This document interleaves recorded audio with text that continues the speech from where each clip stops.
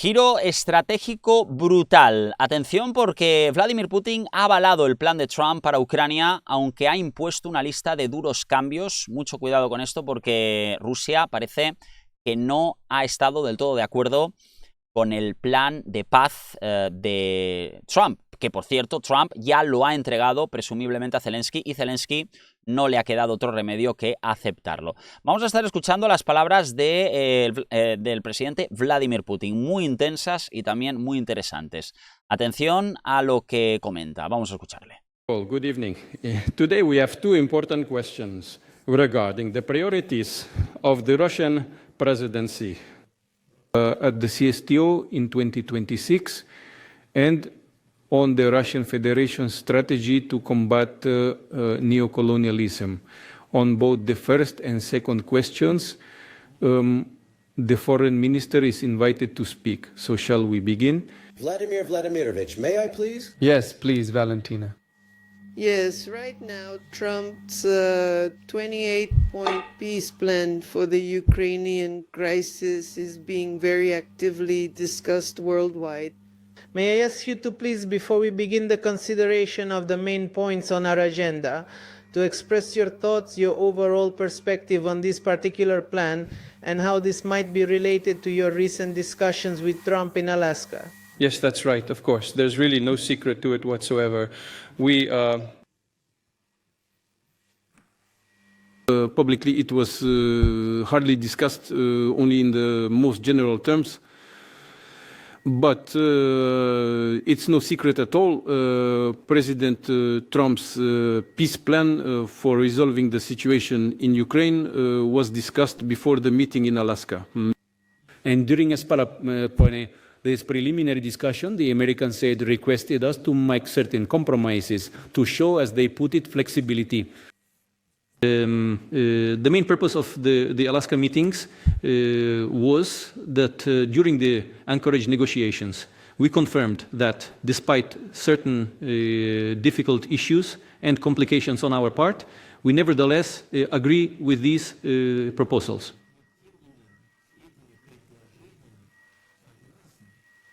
And we are prepared to demonstrate the flexibility that has been offered to us. Regarding all these matters, we have provided detailed information to all our friends, the partners of the Global South, including the People's Republic of China, India, the Democratic People's Republic of Korea, South Africa, Brazil, many other nations, and the countries of the CSTO. Naturally, all of our friends and partners, I want to emphasize this, every single one of them, they all supported these potential agreements. However, we observe that after the negotiations held in Alaska, there has been a noticeable pause from the American side. And we understand that this is directly related to Ukraine's effective rejection of the peace settlement plan put forward by President. De eso se ha hablado mucho, sobre todo, ¿no? Como lo que comenta Vladimir Putin, prácticamente el hecho de que, claro, Estados Unidos de América detuvo, como dice él, y esto lo ha confirmado Vladimir Putin, detuvo las negociaciones por culpa de Ucrania, que no quería eventualmente intentar llegar a un acuerdo de paz. O por lo menos esto es lo que ha confirmado ya de manera oficial Putin. Esta era la motivación por la que realmente no estaban siguiendo adelante con esta paz velada, que a todos nos interesa, ¿no? Al fin y al cabo. Trump. I suppose that's precisely why his new edition also emerged, essentially a modernized plan now with 28 points. We are in possession of this text. We obtained it through the established channels of interaction with the American administration. I believe that this document as well could form the basis for a definitive peace settlement.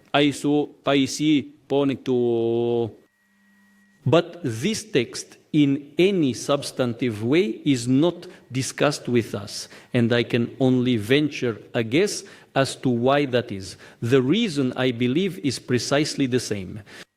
The US administration has so far failed to secure Ukraine's consent. Ukraine is opposed.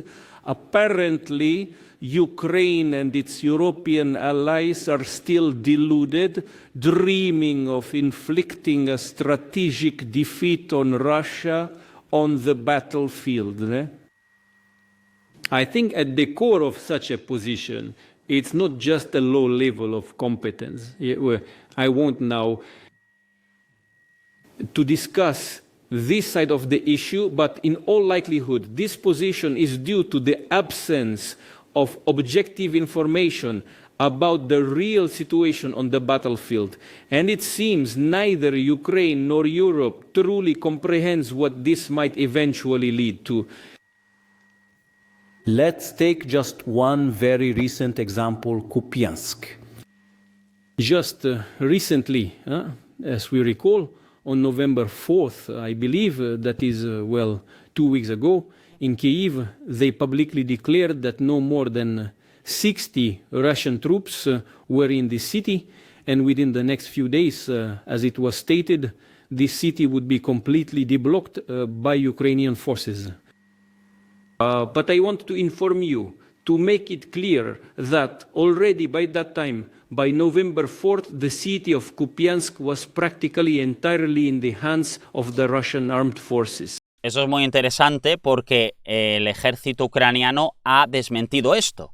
El ejército ucraniano ha dicho es imposible de manera geopolítica y también sobre el territorio que Kupiansk haya sido invadida. Y es muy curioso porque el ejército ucraniano ha enviado esta confirmación diciendo esto se lo está inventando Putin y es desinformación. Sí que es verdad que dicen hemos visto algunos soldados rusos por la zona, pero eso no significa, eso no es un cerco. O sea que los ucranianos continúan negando que Kupiansk esté cercada, ¿eh? O sea que, claro, al final Vladimir Putin, si realmente tiene cercado la ciudad porque dicen que no quieren aniquilar al ejército de Ucrania y están esperando a que se rindan, pues al final tal vez entran con todo o tal vez es una trampa, que Ucrania desea que entren con todo para aniquilar al ejército. Por lo menos esto es lo que podría parecer, ¿no? Our guys, so to speak, were just finishing up, clearing only individual blocks and streets. The city's fate at that moment, was already definitively sealed. What does this tell us? Or do Kyiv's leaders lack objective information on the situation at the front? Or do they, having it, simply cannot objectively assess it? If Kyiv is unwilling to discuss President Trump's proposal and chooses to reject it, then both they and the European warmongers must understand that the events which occurred in Kupiansk will inevitably be repeated in other key sectors of the front. It may not be as fast as we would like, but it will inevitably repeat. Bueno, pues es lo que dice, ¿no? Tal vez no será tan rápido como les hubiera gustado, bueno, pero pues parece como que no quieren repetir los problemas que ya hubieron en un pasado. Esto es muy interesante también, claro, que no van a entrar con todo tan rápido, ¿no? Bueno, para evitar, sobre todo, que mueran tantos soldados rusos también. And in general, this is acceptable to us as it leads to the achievement of the goals of the special military operation by armed means in the course of armed struggle. But we, as I have repeatedly stated before, are ready for peaceful negotiations, for solving problems through peaceful means. However, this, of course, requires a substantive discussion of all the details of the proposed plan. We are ready for this. Así lo dice, ¿no? Los planes, sobre todo para poder llevar a cabo ese ataque directo hacia los ucranianos, como decimos, que estarían presuntamente cercados, aunque Ucrania dice que es completamente falso. ¿Vosotros qué opináis? ¿Creéis en Putin o preferís creer en Zelensky? Nos vemos como siempre en el próximo capítulo. Hasta luego, amigos.